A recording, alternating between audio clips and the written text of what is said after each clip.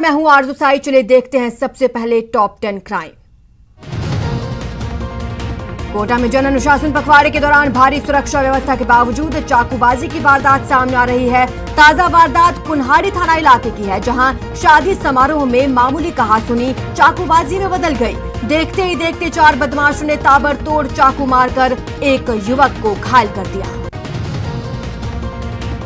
पाली में jewellery shop पर ग्राहक बनकर आए 3 बदमाशों ने ज्वेलर को बंधक बनाकर तिजोरी से लाखों रुपए का सोना और 2 लाख रुपए लूटकर फरार हो गए। लुटेरों की तलाश में पुलिस ने जिले भर में नाकाबंदी कर दी। बारां के कस्बा थाना इलाके के मझारी गांव में पति पत्नी का शव मिलने से सनसनी फैल गई। पत्नी का शव खेत में पड़ा था, जबकि पति का शव कुएं में फंदे से झूलता हुआ मिला। पोखरण के राजकीय चिकित्सालय में कार्यरत डॉक्टर्स, एक रिटायर्ड डॉक्टर, 2 कर्मचारियों के खिलाफ पुलिस ने 95 लाख रुपए के घपले का केस दर्ज किया। बाड़मेर के चौहटन निवासी जगदीश ने 17 अप्रैल को पुलिस थाने में इन लोगों के खिलाफ 95 लाख रुपए के फर्जी बिलों के भुगतान का केस दर्ज कराया था। अजमेर की क्रिश्चियनगंज थाना पुलिस ने गणेश गवाड़ी इलाके के एक मकान में दबिश देकर अवैध रूप से रखे ऑक्सीजन के 1 दर्जन सिलेंडर जब्त किए। शुरुआती जांच में सामने आया, ये सिलेंडर निजी अस्पताल के एक डॉक्टर ने एम्बुलेंस चालक को मोटा मुनाफा कमाने की लालच में दिए थे। अजमेर में पुलिस ने कार्रवाई करते हुए आईपीएल टूर्नामेंट में क्रिकेट सट्टा लगाने वाले 2 सटोरियों को गिरफ्तार किया। पुलिस ने मौके से 12,000 की नकदी और कई उपकरण बरामद किए।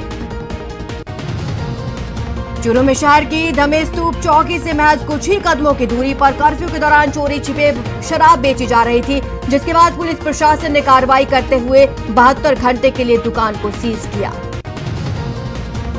सवाई माधोपुर जिले के गंगापुर सिटी कस्बे में एक निजी अस्पताल में डॉक्टर द्वारा मरीज के साथ जमकर पिटाई किए जाने का वीडियो सोशल मीडिया पर वायरल हो रहा है।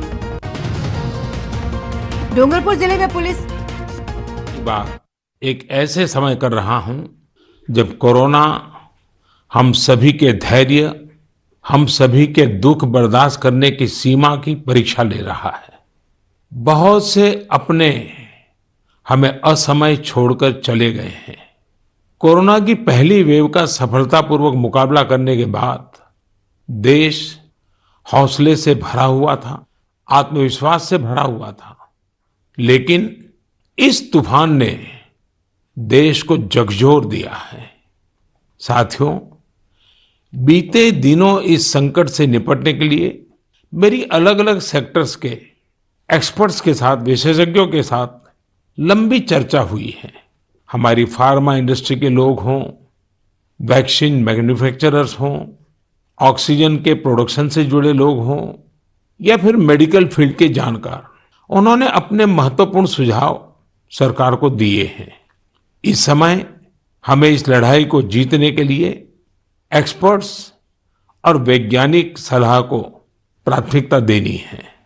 राज्य सरकार के प्रयत्नों को आगे बढ़ाने में भारत सरकार पूरी शक्ति से जुटी हुई है।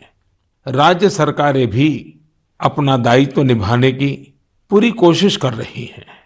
साथियों, कोरोना के खिलाफ इस समय बहुत बड़ी लड़ाई देश के डॉक्टर्स और हेल्थ वर्कर्स लड़ रहे हैं।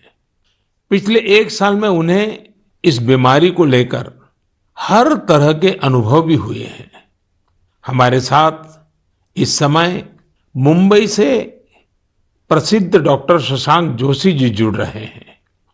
डॉक्टर शशांक जी को कोरोना के इलाज और इससे जुड़ी रिसर्च का बहुत जमीनी अनुभव है।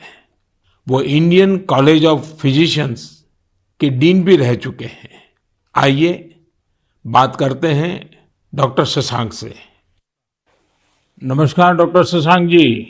नमस्कार सर। अभी कुछ दिन पहले ही मुझे आपसे बात करने का अवसर मिला था। आपके विचारों की स्पष्टता मुझे बहुत अच्छी लगी थी। मुझे लगा देश के सभी नागरिकों को आपके विचार जानने चाहिए। जो बातें सुनने में आती है उसी को मैं एक सवाल के रूप में आपके सामने प्रस्तुत करता हूं। डॉक्टर शशांक, आप लोग इस समय दिन रात जीवन रक्षा के काम में लगे हुए हैं। सबसे पहले तो मैं चाहूंगा कि आप सेकंड वेव के बारे में लोगों को बताएं। मेडिकली ये कैसे अलग है और क्या-क्या सावधानी जरूरी है? धन्यवाद सर। ये जो दूसरी बाढ़ आई है ये तेजी से आई है, तो जितनी पहली बाढ़ थी उससे ये वायरस ज्यादा तेज चल रहा है। लेकिन अच्छी बात यह है कि उससे ज्यादा रफ्तार से रिकवरी भी है और मृत्यु दर काफी कम है। इसमें 2-3 फर्क है। पहली तो ये युवाओं में और बच्चों में भी थोड़ा दिखाई दे रहा है। उसके जो लक्षण हैं, पहले जैसे लक्षण थे, सांस चढ़ना, सूखा खांसी आना, बुखार आना, ये तो सब है ही, पर उसके साथ थोड़ा गंध जाना, स्वाद चला जाना, ये भी है। और लोग थोड़े भयभीत हुए। भयभीत होने की बिल्कुल जरूरत नहीं है। 80-90% लोगों में इसमें कोई भी लक्षण नहीं दिखाई देते हैं। ये म्यूटेशन जो बोलते हैं, घबराने की बात नहीं है। ये म्यूटेशन होते रहते हैं, जैसे हम कपड़े बदलते हैं वैसे वायरस भी अपना रंग बदल रहा है, और इसलिए बिल्कुल डरने की बात नहीं है। और ये वेव को हम पाल कर देंगे। वेव आती जाती है और ये वायरस आते जाते रहता है। तो यही अलग अलग लक्षण हैं और मेडिकली हमको सतर्क रहना चाहिए। एक 14 से 21 दिन का ये कोविड का टाइम टेबल है, इसमें वैद्यकीय सलाह लेना चाहिए। डॉक्टर शशांक, मेरे लिए भी आपने जो एनालिसिस बताया बड़ा इंटरेस्टिंग है। मुझे कई चिट्ठियां मिली हैं जिसमें ट्रीटमेंट के बारे में भी लोगों की बहुत सी आशंकाएं हैं। कुछ दवाओं की मांग बहुत ज्यादा है, इसलिए मैं चाहता हूं कि कोविड के ट्रीटमेंट के बारे में भी आप लोगों को जरूर बताएं।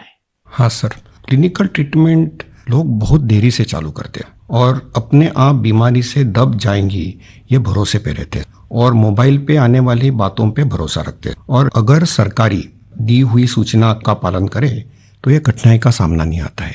तो कोविड में जो ट्रीटमेंट क्लिनिकल प्रोटोकॉल है उसमें 3 प्रकार की तीव्रता है। हल्का या माइल्ड कोविड, मध्यम या मॉडरेट कोविड और तीव्र कोविड जो सीवियर कोविड बोलते हैं, इसके लिए है। तो जो हल्का कोविड है उसके लिए तो हम ऑक्सीजन का मॉनिटरिंग करते हैं, पल्स का मॉनिटरिंग करते हैं, बुखार का मॉनिटरिंग करते हैं। बुखार बढ़ जाता है तो कभी कभी पैरासीटामोल जैसी दवाई का इस्तेमाल करते हैं और अपने डॉक्टर से संपर्क करना चाहिए। जो मॉडरेट कोविड होता है, मध्यम कोविड होता है या तीव्र कोविड होता है, तो वैद्यकीय अपने डॉक्टर के साथ संपर्क करना बहुत जरूरी है। सही और सस्ती दवाई अवेलेबल है जिसमें स्टीरॉयड जो है ये जान बचा सकती है, जो इनहेलर्स दे सकते हैं हम, टैबलेट दे सकते हैं हम, और उसके साथ ही प्राणवायु जो ऑक्सीजन है वो देना पड़ता है और इसके लिए छोटे छोटे इलाज है। लेकिन अक्सर क्या हो रहा है कि एक नई एक्सपेरिमेंटल दवाई है जिसका नाम है रेमडेसिविर। ये दवाई से एक चीज जरूर होती है कि अस्पताल में 2-3 दिन कम रहना पड़ता है और क्लिनिकल रिकवरी में थोड़ी सी उसकी एड होती है। ये भी दवाई कम काम करती है जब पहले 9-10 दिन में दी जाती है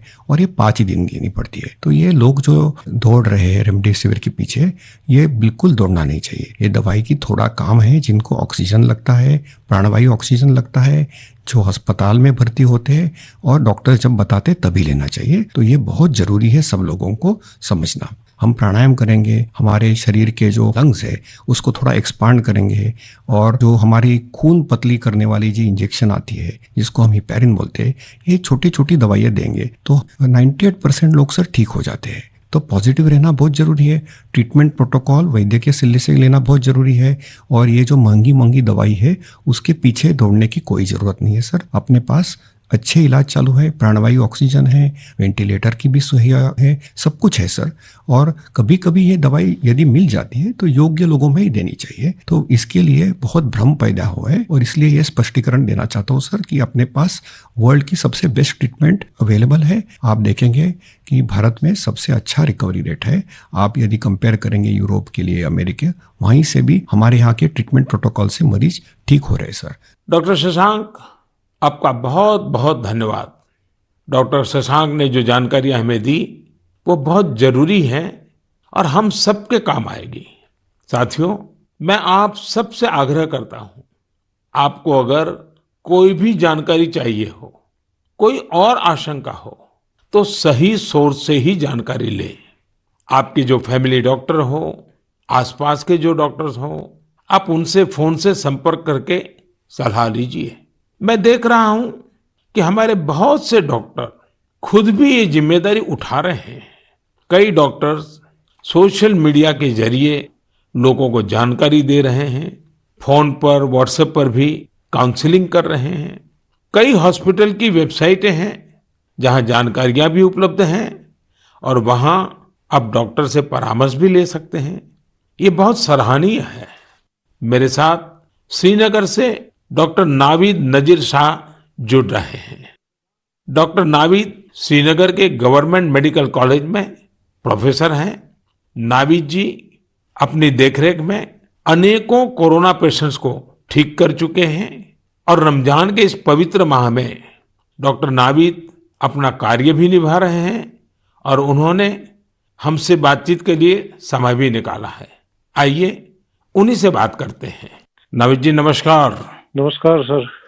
डॉक्टर नावीद, मन की बात के हमारे श्रोताओं ने इस मुश्किल समय में पैनिक मैनेजमेंट का सवाल उठाया है। आप अपने अनुभव से उन्हें क्या जवाब देंगे? देखिए, जब कोरोना शुरू हुआ तो कश्मीर में जो सबसे पहला हॉस्पिटल डिजिग्नेट हुआ एज कोविड हॉस्पिटल वो हमारा सीडी हॉस्पिटल था, जो मेडिकल कॉलेज के अंडर में आता है। तो उस टाइम एक खौफ का माहौल था, लोगों में तो था ही। वो समझते थे शायद कोविड का इन्फेक्शन किसी को हो जाता है तो एक डेथ सेंटेंस माना जाएगा ये। और ऐसे ही जो हमारे अस्पतालों में डॉक्टर साहिबान या पैरामेडिकल स्टाफ काम करते थे, उनमें भी एक खौफ का माहौल था कि हम इन पेशेंट्स को कैसे फेस करेंगे, हमें इन्फेक्शन होने का खतरा तो नहीं है। लेकिन जो ही टाइम गुजरा हमने भी देखा कि अगर पूरी तरीके से हम जो प्रोटेक्टिव गियर पहने और एहतियाती तदाबीर जो है उन पे अमल करें तो हम भी सेफ रह सकते हैं और हमारा जो बाकी स्टाफ है वो भी सेफ रह सकता है। और आगे आगे जब भी हम देखते गए तो ये मरीज जो कुछ लोग बीमार थे, कुछ एसिम्प्टोमेटिक थे, यानी कि उनमें कोई बीमारी के कोई लक्षण नहीं थे, हमने देखा कि करीब करीब 90-95% से ज्यादा जो मरीज हैं वो खुद विदाउट एनी मेडिकेशन भी ठीक हो जाते हैं। तो वक्त जैसे गुजरता गया तो लोगों में जो कोरोना का एक डर था वो बहुत कम हो गया। आज की बात जो हम ये सेकंड वेव जो इस टाइम हमारी आई है इस कोरोना में, इस टाइम भी हमें पैनिक होने की जरूरत नहीं है। इस मौके पे भी हम अगर जो प्रोटेक्टिव मेजर्स हैं, जो एसओपीज है, अगर उन पे हम अमल करेंगे, जैसे मास्क पहनना, हैंड सैनिटाइजर का यूज करना, इसके अलावा फिजिकल डिस्टेंस मेंटेन करना या सोशल गैदरिंग्स हम अवॉइड करें, तो हम अपना रोजमर्रा का काम भी बखूबी निभा सकते हैं और इस बीमारी से प्रोटेक्शन भी पा सकते हैं। डॉक्टर नावीद, वैक्सीन को लेकर भी लोगों के कई सारे सवाल हैं, जैसे कि वैक्सीन से कितनी सुरक्षा मिलेगी, वैक्सीन के बाद कितना आश्वस्त रह सकते हैं। आप कुछ बात इसमें बताएं तो श्रोताओं को बहुत लाभ होगा। जब कोरोना का इन्फेक्शन सामने आया तब से आज तक हमारे पास अभी कोविड-19 के अगेंस्ट कोई इफेक्टिव ट्रीटमेंट अवेलेबल नहीं है। तो हम इस बीमारी को फाइट दो ही चीजों से कर सकते हैं, एक तो प्रोटेक्टिव मेजर, और हम पहले से ही कह रहे थे कि अगर कोई इफेक्टिव वैक्सीन हमारे पास आए तो वो हमें इस बीमारी से निजात दिला सकता है। और हमारे मुल्क में 2 वैक्सीन इस टाइम अवेलेबल है, कोवैक्सीन है, कोविशील्ड है, जो यहीं पे बना हुआ वैक्सीन है। और कंपनीज भी अपनी जो उन्होंने ट्रायल्स की हैं तो उसमें भी देखा गया है कि इसकी एफिकेसी जो है वो 60% से ज्यादा है। अगर हम जम्मू कश्मीर की बात करें, हमारी यूटी में अभी तक 15 से 16 लाख तक लोगों ने अभी ये वैक्सीन लगाया है। हाँ, सोशल मीडिया में काफी इसके जो मिसकंसेप्शन या मिथ्स इसमें आए थे कि ये साइड इफेक्ट्स हैं। अभी तक हमारे जो भी यहाँ पे वैक्सीन लगे हैं कोई साइड इफेक्ट उनमें नहीं पाया गया है। सिर्फ जो आम हर किसी वैक्सीन के साथ एसोसिएटेड होता है, किसी को बुखार आना, पूरे बदन में दर्द या लोकल साइट जहाँ पे इंजेक्शन लगता है वहां पे पेन होना, ऐसे ही साइड इफेक्ट्स हमने हर मरीज में देखे हैं। तो कोई ग्रॉस हमने कोई एडवर्स इफेक्ट नहीं देखा है। हाँ, और दूसरी बात, लोगों में ये भी आशंका थी कि कुछ लोग आफ्टर वैक्सीनेशन यानी वैक्सीन टीकाकरण के बाद पॉजिटिव हो गए। इसमें कंपनी से ही गाइडलाइंस है कि उसमें अगर किसी को टीका लगा है उसके बाद उसको इन्फेक्शन हो सकता है, वो पॉजिटिव हो सकता है, लेकिन जो बीमारी की सीवियरिटी है यानी बीमारी की शिद्दत जो है उन मरीजों में उतनी नहीं होगी। यानी कि वो पॉजिटिव हो सकते हैं लेकिन जो बीमारी है वो एक जानलेवा बीमारी उनमें साबित नहीं हो सकती है। इसलिए जो भी ये मिसकंसेप्शंस हैं वैक्सीन के बारे में वो हमें दिमाग से निकालने चाहिए। और जिसकी बारी आई, क्योंकि 1 मई से हमारा पूरे मुल्क में जो भी 18 साल से ज्यादा की उम्र के हैं उनको वैक्सीन लगाने का कार्यक्रम शुरू होगा, तो लोगों से अपील यही करेंगे कि आप आए, वैक्सीन लगवाएं और अपने आप को भी प्रोटेक्ट करें और ओवरऑल हमारी सोसाइटी और हमारी कम्युनिटी इससे प्रोटेक्ट हो जाएगी कोविड-19 के इन्फेक्शन से। डॉक्टर नावीद, आपका बहुत बहुत धन्यवाद और आपको रमजान के पवित्र महीने की बहुत बहुत शुभकामनाएं। बहुत बहुत शुक्रिया। साथियों, कोरोना की इस संकट काल में वैक्सीन की अहमियत सभी को पता चल रही है। इसलिए मेरा आग्रह है कि वैक्सीन को लेकर किसी भी अफवाह में न आए। आप सभी को मालूम भी होगा कि भारत सरकार की तरफ से सभी राज्य सरकारों को फ्री वैक्सीन भेजी गई है, जिसका लाभ 45 साल की उम्र के ऊपर के लोग ले सकते हैं। अब तो 1 मई से देश में 18 साल के ऊपर के हर व्यक्ति के लिए वैक्सीन उपलब्ध होने वाली है। अब देश का कॉरपोरेट सेक्टर, कंपनियां भी अपने कर्मचारियों को वैक्सीन लगाने के अभियान में भागीदारी निभा पाएगी। मुझे ये भी कहना है कि भारत सरकार की तरफ से मुफ्त वैक्सीन का जो कार्यक्रम अभी चल रहा है, वो आगे भी चलता रहेगा। मेरा राज्यों से भी आग्रह है कि वो भारत सरकार के इस मुफ्त वैक्सीन अभियान का लाभ अपने राज्य के ज्यादा से ज्यादा लोगों तक पहुंचाएं। साथियों, हम सब जानते हैं कि बीमारी में हमारे लिए अपने परिवार की देखभाल करना मानसिक तौर पर कितना मुश्किल होता है, लेकिन हमारे अस्पतालों के नर्सिंग स्टाफ को तो यही काम लगातार कितने ही मरीजों के लिए एक साथ करना होता है। ये सेवा भाव हमारे समाज की बहुत बड़ी ताकत है। नर्सिंग स्टाफ द्वारा की जा रही सेवा और परिश्रम के बारे में सबसे अच्छे से तो कोई नर्स ही बता सकती है। इसलिए मैंने रायपुर के doctor BR Ambedkar medical college hospital में अपनी सेवाएं दे रही सिस्टर भावना ध्रुव जी को मन की बात में आमंत्रित किया है। वो अनेकों कोरोना मरीजों की देखभाल कर रही हैं। आइए उन्हीं से बात करते हैं। नमस्कार भावना जी। आदरणीय प्रधानमंत्री जी, नमस्कार। भावना जी, यस सर। मन की बात सुनने वालों को आप जरूर ये बताइए कि आपके परिवार में इतनी सारी जिम्मेवारियां, इतने सारे मल्टीटास्क, और उसके बाद भी आप कोरोना के मरीजों के साथ काम कर रही हैं। कोरोना के मरीजों के साथ आपका जो अनुभव रहा वो जरूर देशवासी सुनना चाहेंगे, क्योंकि सिस्टर जो होती हैं, नर्सेज जो होते हैं, वो पेशेंट के सबसे निकट होती है और सबसे लंबे समय तक होती है। Yes sir. तो वो हर चीज को बड़ी बारीकी से समझ सकती है। जी बताइए। जी सर, मेरा टोटल एक्सपीरियंस कोविड में सर 2 मंथ का है सर। हम 14 डेज ड्यूटी करते हैं और 14 डेज के बाद हमें रेस्ट दिया जाता है। फिर 2 महीने बाद हमारी ये कोविड ड्यूटी रिपीट होता है सर। जब सबसे पहले मेरी कोविड ड्यूटी लगी तो सबसे पहले मैं अपने फैमिली मेंबर्स को ये कोविड ड्यूटी की बात शेयर करी। ये मई की बात है और मैं ये जैसे ही मैंने शेयर किया, सबके सब डर गए, घबरा गए मुझसे। कहने लगे कि बेटा ठीक से काम करना। एक इमोशनल सिचुएशन था सर बीच में, जब मेरी बेटी मुझसे पूछी, मम्मा आप कोविड ड्यूटी जा रहे हो, तो उस समय बहुत ही ज्यादा मेरे लिए इमोशनल मोमेंट था। लेकिन जब मैं कोविड पेशेंट के पास गई तो मैं एक जिम्मेदारी घर में छोड़ के गई, और जब मैं कोविड पेशेंट से मिली सर तो वो उनसे और ज्यादा घबराए हुए थे। कोविड के नाम से सारे पेशेंट इतना डरे हुए थे सर कि उनको समझ में ही नहीं आ रहा था कि उनके साथ क्या हो रहा है, हम आगे क्या करेंगे। हम उनके डर को दूर करने के लिए उनसे बहुत अच्छे से हेल्दी एनवायरनमेंट दिए सर उन्हें। हमें जब ये कोविड ड्यूटी करने को कहा गया तो सर सबसे पहले हमको पीपी किट पहनने के लिए कहा गया सर, जो कि बहुत ही कठिन है पीपी किट को पहन करके ड्यूटी करना। सर ये बहुत टफ था हमारे लिए। मैंने 2 मंथ की ड्यूटी में हर जगह 14-14 दिन ड्यूटी किए, वार्ड में, आईसीयू में, आइसोलेशन में सर। यानी कुल मिलाकर तो आप 1 साल से इसी काम को कर रही है। Yes sir. वहाँ जाने से पहले मुझे नहीं पता था कि मेरे कलीग्स कौन है। हम एक टीम मेंबर की तरह काम किए सर। उनका जो भी प्रॉब्लम थे उनको शेयर किए, हम जाने पेशेंट के बारे में और उनका स्टिग्मा दूर किया सर। कई लोग ऐसे थे सर कि जो कोविड के नाम से ही डरते थे, वो सारे सिम्टम्स उनमें आते थे जब हम हिस्ट्री लेते थे उनसे, लेकिन वो डर के कारण वो अपना टेस्ट नहीं करवा पाते थे। तो हम उनको समझाते थे, और सर जब सीवियरिटी बढ़ जाती थी तब उनका लंग्स ऑलरेडी इन्फेक्टेड हो चुका रहता था, तब उनको आईसीयू की जरूरत रहती थी, तब वो आते थे। और साथ में उनकी पूरी फैमिली आती थी।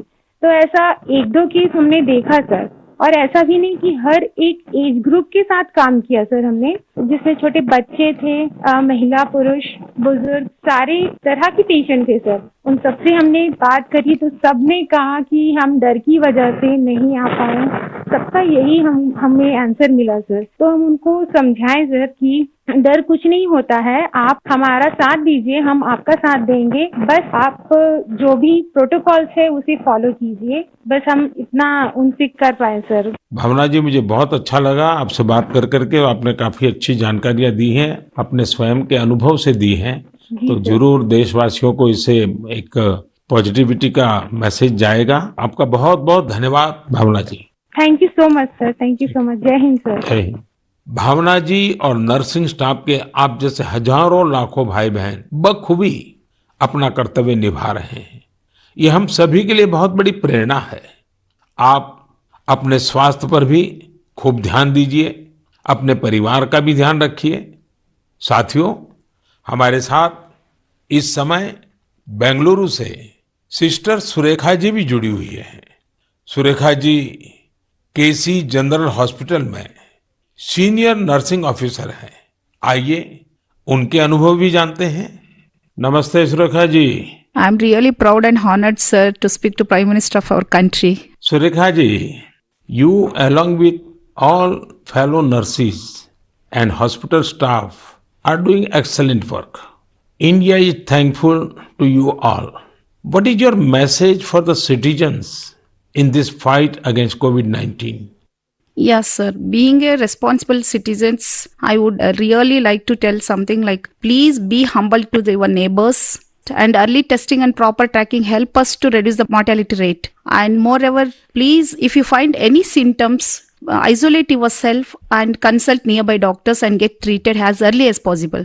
So community need to know awareness about this disease and be positive. Don't be panic and don't be stressed out. It worsen the condition of the patient. We are thankful to our government, proud to have a vaccine also. I'm already vaccinated. With my own experience, I wanted to tell the citizens of India, no vaccines provides 100% protections immediately. It takes time to build a immunity. Please don't be scared to get vaccinated. Please vaccinate yourself. There is a minimal side effects, and I want to deliver the message like, stay at home, stay healthy, avoid contact with the people who are sick, and avoid touching the nose, eyes and mouth unnecessarily. Please practice physical distancing, wear mask properly, wash your hands regularly, and home remedies you can practice in the house. Please drink Ayurvedic kadha, take steam inhalation and mouth gargling every day, and breathing exercise so you can do it. And one more thing, last and not least, please have a sympathy towards frontline workers and professionals. We need your support and cooperation. We will fight together. We will get through with the pandemic. This is what my message to the people, sir. Thank you Surekha ji. Thank you, sir. Surekha ji, वाकई आप बहुत कठिन समय में मोर्चा संभाले हुए हैं। आप अपना ध्यान रखिए। आपके परिवार को भी मेरी बहुत बहुत शुभकामनाएं हैं। मैं देश के लोगों से भी आग्रह करूंगा कि जैसा भावना जी, सुरेखा जी ने अपने अनुभव से बताया है, कोरोना से लड़ने के लिए पॉजिटिव स्पिरिट बहुत ज्यादा जरूरी है और देशवासियों को इसे बनाए रखना है। साथियों, डॉक्टर्स और नर्सिंग स्टाफ के साथ साथ इस समय लैब टेक्नीशियंस और एम्बुलेंस ड्राइवर्स जैसे फ्रंटलाइन वर्कर्स भी भगवान की तरह ही काम कर रहे हैं। जब कोई एम्बुलेंस किसी मरीज तक पहुंचती है तो उन्हें एम्बुलेंस ड्राइवर देवदूत जैसा ही लगता है। इन सब की सेवाओं के बारे में, इनके अनुभव के बारे में देश को जरूर जानना चाहिए। मेरे साथ अभी ऐसे ही एक सज्जन है, श्रीमान प्रेम वर्मा जी, जो कि एक एम्बुलेंस ड्राइवर है। जैसा कि इनके नाम से ही पता चलता है, प्रेम वर्मा जी अपने काम को, अपने कर्तव्य को पूरे प्रेम और लगन से करते हैं। आइए उनसे बात करते हैं। नमस्ते प्रेम जी। नमस्ते सर जी। भाई प्रेम। हाँ जी सर। आप अपने कार्य के बारे में हाँ जी जरा विस्तार से बताइए। आपका जो अनुभव है वो भी बताइए। मैं कैट्स एम्बुलेंस में ड्राइवर की पोस्ट पे हूँ। हाँ। और जैसे ही कंट्रोल हमें एक टैब पे कॉल देता है, 102 से जो कॉल आती है, हम मूव करते हैं पेशेंट के पास। हम पेशेंट को जाते हैं उनके पास। तो 2 साल से हम कंटिन्यू कर रहे हैं काम। अपना किट पहन के, ग्लव्स मास्क पहन के पेशेंट को जहां वो ड्रॉप करने के लिए कहते हैं, जो भी हॉस्पिटल में, हम जल्दी से जल्दी उनको ड्रॉप करते हैं। आपको तो वैक्सीन की दोनों डोज लग गई होगी। बिल्कुल सर। तो दूसरे लोगों को वैक्सीन लगवाएं, इसके लिए आपका क्या संदेश है? सर बिल्कुल सभी को ये डोज लगवानी चाहिए और अच्छी ही है फैमिली के लिए भी। अब मुझे मेरी मम्मी कहती है ये नौकरी छोड़ दो। मैंने बोला मम्मी अगर मैं भी नौकरी छोड़ के बैठ जाऊंगा तो सब और पेशेंट को कैसे कौन छोड़ने जाएगा, क्योंकि सब इस कोरोना काल में सब भाग रहे हैं, सब नौकरी छोड़ के जा रहे हैं। मम्मी भी मुझे बोलती है कि बेटा ये नौकरी छोड़ दे। मैंने बोला नहीं मम्मी, मैं नौकरी नहीं छोड़ूंगा। प्रेम जी, माँ को दुखी मत करना, नहीं माँ सर। को समझाना। हाँ जी। लेकिन ये जो आपने माँ वाली बात बताई ना, हाँ जी। ये बहुत ही छूने वाली है। आपकी माता जी को भी हाँ जी मेरा प्रणाम कहिएगा। बिल्कुल। हाँ। हाँ जी। और प्रेम जी, मैं आपके माध्यम से हाँ जी। ये एम्बुलेंस चलाने वाले हमारे ड्राइवर भी हाँ जी। कितना बड़ा रिस्क लेकर के काम कर रहे हैं, हाँ जी। और हर एक की माँ क्या सोचती है, बिल्कुल सर। ये बात जब श्रोताओं तक पहुंचेगी, हाँ जी। मैं जरूर मानता हूं कि उनको भी दिल को छू जाएगी। हाँ जी। प्रेम जी, बहुत बहुत धन्यवाद। आप एक प्रकार से प्रेम की गंगा बहा रहे हैं। धन्यवाद सर जी। धन्यवाद भैया। धन्यवाद। साथियों, प्रेम वर्मा जी और इन जैसे हजारों लोग आज अपना जीवन दांव पर लगाकर लोगों की सेवा कर रहे हैं। कोरोना के खिलाफ इस लड़ाई में जितने भी जीवन बच रहे हैं, उसमें एम्बुलेंस ड्राइवर्स का भी बहुत बड़ा योगदान है। प्रेम जी, आपको और देश भर में आपके सभी साथियों को मैं बहुत बहुत साधुवाद देता हूं। आप समय पर पहुंचते रहिए, जीवन बचाते रहिए। मेरे प्यारे देशवासियों, ये सही है कि कोरोना से बहुत लोग संक्रमित हो रहे हैं, लेकिन कोरोना से ठीक होने वाले लोगों की संख्या भी उतनी ही ज्यादा है। गुरुग्राम की प्रीति चतुर्वेदी जी ने भी हाल ही में कोरोना को हराया है। प्रीति जी मन की बात में हमारे साथ जुड़ रही हैं। उनके अनुभव हम सबके काफी काम आएंगे। प्रीति जी, नमस्ते। नमस्ते सर, कैसे हैं आप? मैं ठीक हूं जी। सबसे पहले तो मैं आपकी कोविड-19 से जी। सफलतापूर्वक लड़ने के लिए जी। सराहना करूंगा। थैंक यू सो मच मेरी सर। कामना है आपका स्वास्थ्य और तेजी से बेहतर हो। जी, शुक्रिया सर। प्रीति जी, हाँ जी सर। ये सिर्फ आपके परिवार में आप ही का नंबर लगा कि परिवार के और सदस्य भी इसमें फंस गए? नहीं नहीं सर, मैं अकेली ही हुई थी। चलिए, भगवान की कृपा रही।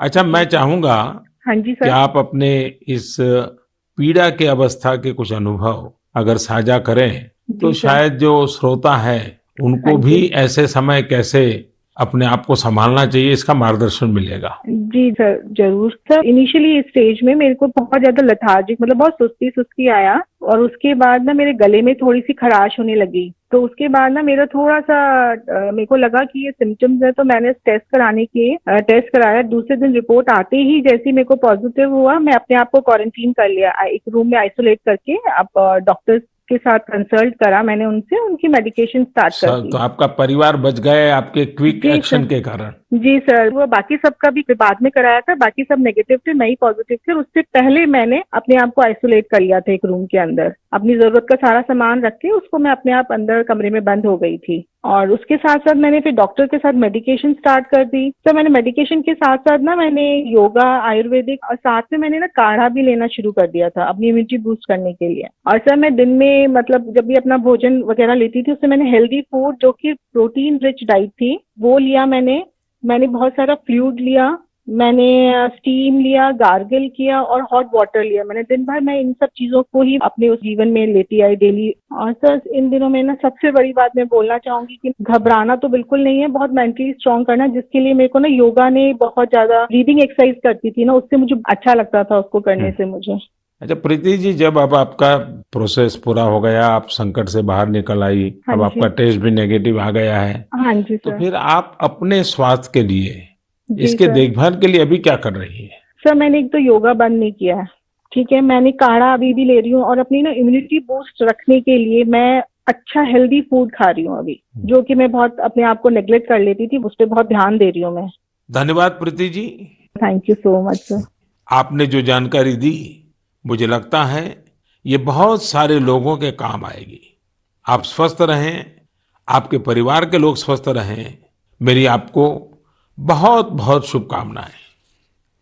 मेरे प्यारे देशवासियों, जैसे आज हमारे मेडिकल फील्ड के लोग, फ्रंटलाइन वर्कर्स दिन रात सेवा कार्यों में लगे हैं, वैसे ही समाज के अन्य लोग भी इस समय पीछे नहीं है।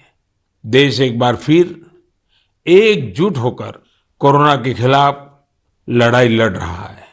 इन दिनों मैं देख रहा हूं, कोई क्वारंटाइन में रह रहे परिवारों के लिए दवा पहुंचा रहा है, कोई सब्जियां, दूध, फल आदि पहुंचा रहा है, कोई एम्बुलेंस की मुफ्त सेवाएं मरीजों को दे रहा है। देश के अलग अलग कोने में इस चुनौतीपूर्ण समय में भी स्वयंसेवी संगठन आगे आकर दूसरों की मदद के लिए जो भी कर सकते हैं वो करने का प्रयास कर रहे हैं। इस बार गांवों में भी नई जागरूकता देखी जा रही है। कोविड नियमों का सख्ती से पालन करते हुए लोग अपने गांव की कोरोना से रक्षा कर रहे हैं। जो लोग बाहर से आ रहे हैं उनके लिए सही व्यवस्थाएं भी बनाई जा रही हैं। शहरों में भी कई नौजवान सामने आए हैं जो अपने क्षेत्र में कोरोना के केस न बढ़े, इसके लिए स्थानीय निवासियों के साथ मिलकर प्रयास कर रहे हैं। यानी एक तरफ देश दिन रात अस्पतालों, वेंटिलेटर्स और दवाइयों के लिए काम कर रहा है, तो दूसरी ओर देशवासी भी जी जान से कोरोना की चुनौती का मुकाबला कर रहे हैं। ये भावना हमें कितनी ताकत देती है, कितना विश्वास देती है। ये जो भी प्रयास हो रहे हैं समाज की बहुत बड़ी सेवा है, ये समाज की शक्ति बढ़ाते हैं। मेरे प्यारे देशवासियों, आज मन की बात की पूरी चर्चा को हमने कोरोना महामारी पर ही रखा, क्योंकि आज हमारी सबसे बड़ी प्राथमिकता है इस बीमारी को हराना। आज भगवान महावीर जयंती भी है। इस अवसर पर मैं सभी देशवासियों को शुभकामनाएं देता हूं। भगवान महावीर के संदेश हमें तप और आत्म संयम की प्रेरणा देते हैं। अभी रमजान का पवित्र महीना भी चल रहा है, आगे बुद्ध पूर्णिमा भी है, गुरु तेग बहादुर जी का 400वां प्रकाश पर्व भी है। एक महत्वपूर्ण दिन पोचिशे बोईशाख टैगोर जयंती का है। ये सभी हमें प्रेरणा देते हैं अपने कर्तव्य को निभाने की। एक नागरिक के तौर पर हम अपने जीवन में जितनी कुशलता से अपने कर्तव्यों को निभाएंगे, संकट से मुक्त होकर भविष्य के रास्ते पर उतनी ही तेजी से आगे बढ़ेंगे। इसी कामना के साथ मैं आप सभी से एक बार फिर आग्रह करता हूं कि वैक्सीन हम सबको लगवाना है और पूरी सावधानी भी रखनी है। दवाई भी, कड़ाई भी, इस मंत्र को कभी भी नहीं भूलना है। हम जल्द ही साथ मिलकर इस आपदा से बाहर आएंगे। इसी विश्वास के साथ आप सभी का बहुत बहुत धन्यवाद। नमस्कार।